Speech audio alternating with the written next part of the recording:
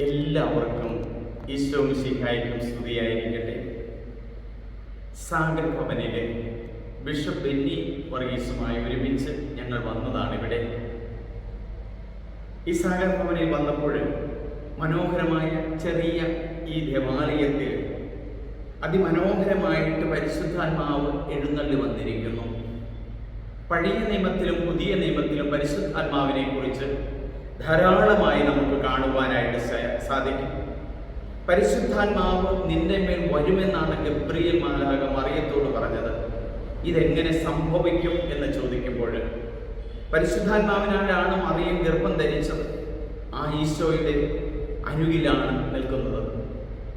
ആ പരിശുദ്ധാത്മാവിന്റെ ചിത്രത്തിന്റെ താഴെ യേശു കുരിശിൽ തൂങ്ങിക്കിടക്കുന്ന മനോഹരമായ കുരിശ് രൂപമാണ്. ഈ ദേവാലയത്തിലേക്ക് കയറി വന്നപ്പോൾ ആദ്യം എൻ്റെ മനസ്സിൽ മുഴങ്ങിയ വചനം, എനിക്ക് ദാഹിക്കുന്നു, പിതാവേ, ഇവർ ചെയ്യുന്ന എന്താണെന്ന് ഇവർ അറിയുന്നില്ല, ഇവരോട് ക്ഷമിക്കണമേ, നീ എന്നോടുകൂടെ പർദീസായിലാണ് എന്ന് നല്ല കള്ളനോട് പറയുന്നു. അവിടുന്ന് തലചായ്ച്ച് തൻ്റെ ആത്മാവിനെ സമർപ്പിച്ചു. ഇതാ നിന്റെ അമ്മ, ഇതാ നിന്റെ മകൻ, അങ്ങയുടെ കരങ്ങളിൽ എൻ്റെ ആത്മാവിനെ ഞാൻ സമർപ്പിക്കുന്നു. കുരിശിൽ ഓരോ വചനങ്ങളും നമുക്ക് ശക്തിയും സ്നേഹവും പ്രദാനം ചെയ്യുന്നതാണ്.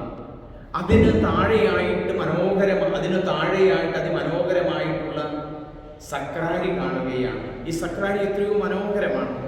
ജീവനുള്ള അപ്പം യേശു അവിടെയുണ്ട്. ആ യേശുവിനെ നമുക്ക് സ്വീകരിക്കും. ജീവനുള്ള യേശുവിൻ്റെ മുമ്പിലാണ് ഇവിടെ വന്നു നിൽക്കുന്നത്. ഈ അവസരത്തിൽ ഇത് കാണുന്ന നമുക്കെല്ലാവർക്കും മനസ്സിൽ പറയാം, ഹൃദയത്തിൽ പറയാം, പരിശുദ്ധ പരമദൈവികാരുണ്യത്തിന് നീക്ക് സ്തുതിയും ആരാധനയും പുകഴ്ചയും ഉണ്ടായിരിക്കട്ടെ. പരിശുദ്ധാത്മാവ് നിങ്ങളെ അനുഗ്രഹിക്കട്ടെ. ദൈവമേ നന്ദി, ദൈവമേ ആരാധന. സ്നേഹമുള്ളവരെ, ഇത് കാണുന്ന നിങ്ങൾ സബ്സ്ക്രൈബ് ചെയ്യണം, ഷെയർ ചെയ്യണം. വചനം വളർത്തുന്നവരാകാം, വചനം കൊടുക്കുന്നവരാകാം.